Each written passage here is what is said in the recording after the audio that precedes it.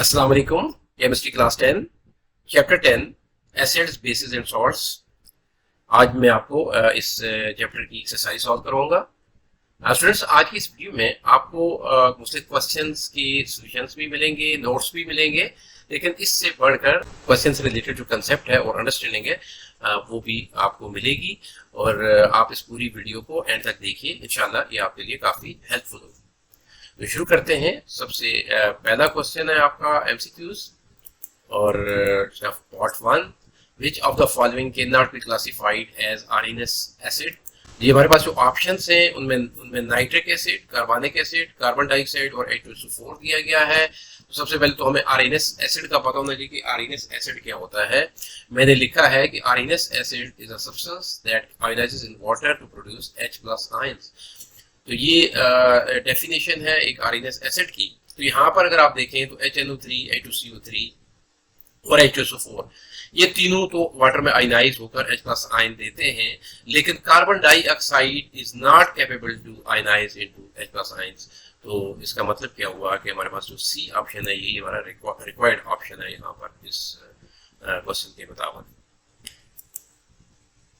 Part 2, NH3 can not be classified as a base by, यानी ammonia के बारे में कहा जा रहा है कि कौन सी थ्योरी के मुताबिक ये इसे हम बेस के तौर पे क्लासिफाई नहीं कर सकते। Lewis theory, Bronsted Lowry theory, Arrhenius theory, all of these theories. तो सबसे पहले ए ऑप्शन को चेक कर लेते हैं। मैंने यहाँ पे लिखा है कि NH3 is electron pair donor, so it's Lewis base. इस थ्योरी के मुताबिक तो हम इसको बेस के तौर पर क्लासिफाई करते हैं। अब आ जाती है बी पार्ट जो इसका है, उसमें मैंने लिखा है NH3 is proton acceptor, so it's Brønsted base. तो ये इस थ्योरी के मुताबिक भी इसको हम बेस के तौर पर क्लासिफाई करते हैं। पार्ट सी में मैंने लिखा है can't be classified as RNS base because it is unable to ionize into OH negative ions in water। तो ये जो बेस की डेफिनेशन आरएनएस थ्योरी के मुताबिक उसके ऊपर ये पूरा नहीं उतरता अमोनिया, तो इसलिए हम इसको इसके मुताबिक क्लासिफाई नहीं कर सकते। तो ये हमारा required option. Part 3, which of the following is a Lewis base. आपके सामने BF3, HCl, AlCl3 और F नेगेटिव दिया गया है। तो स्टूडेंट्स, सबसे पहले तो चूंकि लुईस बेस की बात हो रही है तो हमें पता होना चाहिए लुईस बेस क्या होता है। मैंने लिखा है Lewis base is a substance that can donate pair of electrons. तो पेयर ऑफ इलेक्ट्रॉन्स डोनेट करने वाली हमें कोई यहाँ पे केमिकल स्पीशीज देखनी पड़ेगी जो वो ऐसी जिसमें सलाहियत है, उसको हम लुईस बेस कहेंगे।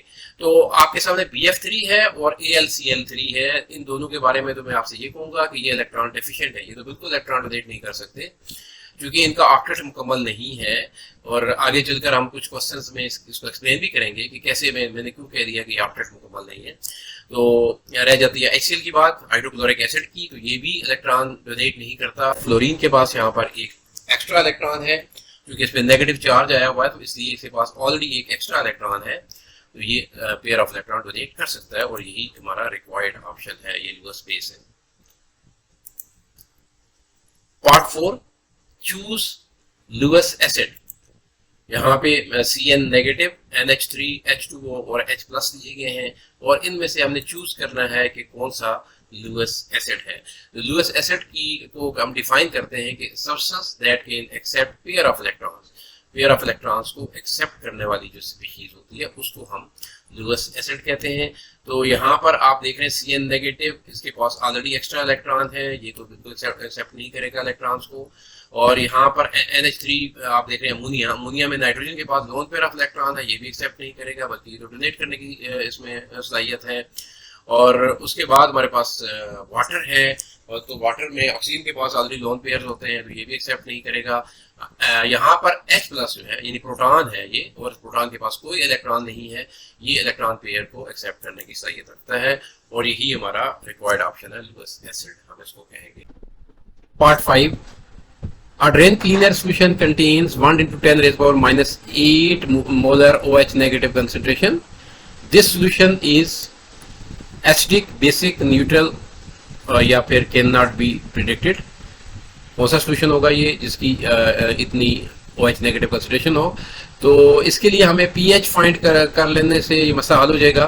तो pH फाइंड करने से पहले मुझे चूंकि OH कंसंट्रेशन दीजिए तो मैं POH फाइंड कर लेता हूँ। पीओएच फाइंड करने के लिए मैंने इस कंसेंट्रेशन का नेगेटिव लॉग ले लिया है और उसके बाद में चूंकि ये जो एक्सपोनेंट है वो लॉग के साथ मल्टीप्लाई हो जाता है और log 10 जो है वो 1 के बराबर होता है और चूंकि इसकी वैल्यू नेगेटिव है इसलिए नेगेटिव 1 लिया है तो -8 इंटू -1 8 के बराबर आ जाता है। तो ये POH इसकी 8 है तो PH इसमें से फाइंड कर लेते हैं। PH प्लस POH इक्वल होते हैं 14। PH is equal to 14 minus POH और POH की वैल्यू ऑलरेडी 8 हमने फाइंड की हुई है। 14 माइनस 8 करेंगे तो 6 हमारा आंसर है। तो PH आ जाती है 6 जो कि 7 से कम है तो सोल्यूशन एसिडिक होगा। ए पार्ट हमारा दुरुस्त ऑप्शन है। Part 6 milk of magnesia contains magnesium hydroxide. It is used as antacid. It neutralizes excess stomach acid which salt is formed in this reaction. अच्छा जी, तो यहाँ पर हमें मुख्तसार दिए गए हैं magnesium sulphate, magnesium carbonate, magnesium chloride, magnesium oxide भी यहाँ पे दिया गया। अच्छा, तो सबसे पहले तो आप ये देखिए कि ये MgY ट्वाइस जो है ये रिएक्ट कर रहा है स्टमक एसिड के साथ। अब स्टमक एसिड क्या है? HCl है, हाइड्रोक्लोरिक एसिड है। और हाइड्रोक्लोरिक एसिड जब रिएक्ट करेगा मैग्नीशियम हाइड्रोक्साइड के साथ तो मैग्नीशियम सल्फेट या मैग्नीशियम कार्बोनेट या मैग्नीशियम ऑक्साइड नहीं बन सकता। उसकी वजह ये है कि जो HCl है उसमें क्लोराइड होता है, ना ही सल्फेट होता है ना कार्बोनेट होता है। तो बल्कि रिएक्शन में आपके सामने लिख देता हूँ MgOH twice in magnesium hydroxide, ये जो ऊपर दिया हुआ है, और प्लस HCl ये स्टमक एसिड है। और जब रिएक्ट करेंगे तो मैग्नीशियम क्लोराइड के साथ मिलकर सॉल्ट बनाएगा। मैग्नीशियम क्लोराइड ये सॉल्ट बन गया MgCl2 और प्लस वाटर। तो सॉल्ट जो है वो यहाँ पर जो सी पार्ट है वो हमारा दुरुस्त option. Part 7 ammonia is a base because it. जो ऑप्शन आपके सामने है मैं एक एक करके इनको डिस्कस करता हूँ। सबसे पहले ये ए ऑप्शन ले लेते हैं। तो मैंने इसके लिए लिखा है ammonia is unable to give OH negative ions. इसका फार्मूला आप देखें NH3 है, इसमें कहीं भी हाइड्रोक्सिल ग्रुप मौजूद नहीं है इसलिए हाइड्रोक्सिल ग्रुप नहीं दे सकता पानी के अंदर। दूसरी बात आ जाती है कि कंटेन्स OH ग्रुप, सेम वही आंसर है कि ये भी गलत है, NH3 में OH ग्रुप नहीं है। उसके बाद आ जाता है can accept in electron pair. तो हमें पता है कि इसके पास लोन पेयर ऑफ इलेक्ट्रॉन है तो ये इलेक्ट्रॉन डोनेट करता है, एक्सेप्ट नहीं करता। डी पार्ट है कैन एक्सेप्ट प्रोटॉन, ये दुरुस्त ऑप्शन है। मैं इक्वेशन भी यहाँ लिख रहा हूँ NH3 plus proton gives NH4 positive. तो यहाँ पे इसने प्रोटॉन को एक्सेप्ट किया है इस लोन पेयर की वजह से। ट्रांसटर-लोरी कंसेप्ट के मुताबिक ये प्रोटॉन एक्सेप्ट करने वाली जो स्पीशीज हैं वो बेस होती हैं। तो इसका मतलब ये कि डी पार्ट दुरुस्त ऑप्शन है। Part 8 consider the following reaction. यहाँ पर वाटर दिया गया है, हाइड्रोक्लोरिक एसिड के साथ रिएक्ट कर रहा है और H3O पॉजिटिव हाइड्रोनियम आयन बन रहा है प्लस Cl नेगेटिव। कह रहा है which species is an electron pair acceptor in this reaction. तो इलेक्ट्रॉन पेयर एक्सेप्टर यहाँ पर बताना है। तो अगर हम इसका रिएक्शन लिख लें तो ये मसला हल हो सकता है। तो मैंने लिख दिया HCl प्लस वाटर, उसी तरह से रिएक्शन जैसा से दिया गया है वो मैंने यहाँ पर दे दिया आपको। और अब आप देख रहे हैं कि इसके पास वाटर के ऑक्सीजन के पास लोन पेयर ऑफ इलेक्ट्रॉन है और यहाँ पर वो कह रहा है कि एक्सेप्ट कौन कर रहा है। तो ये लोन पेयर HCl एक्सेप्ट करेगा और इस तरह से ये इस लोन पेयर की वजह से ये बॉन्ड टूट जाएगा HCl का। और चूंकि क्लोरीन ज्यादा इलेक्ट्रोनेगेटिव है हाइड्रोजन के मुकाबले में, इसलिए ये इस जो शेयर्ड पेयर ऑफ इलेक्ट्रॉन है पूरे का पूरा ले जाएगा क्लोरीन और Cl नेगेटिव बन जाएगा। और ये जो प्रोटॉन है ये लोन पेयर एक्सेप्ट करके H3O पॉजिटिव बना देगा। वाटर जो है H3O पॉजिटिव बन जाएगा। इसलिए हमें जो यहाँ पे ऑप्शन दुरुस्त ऑप्शन है वो बी है HCl।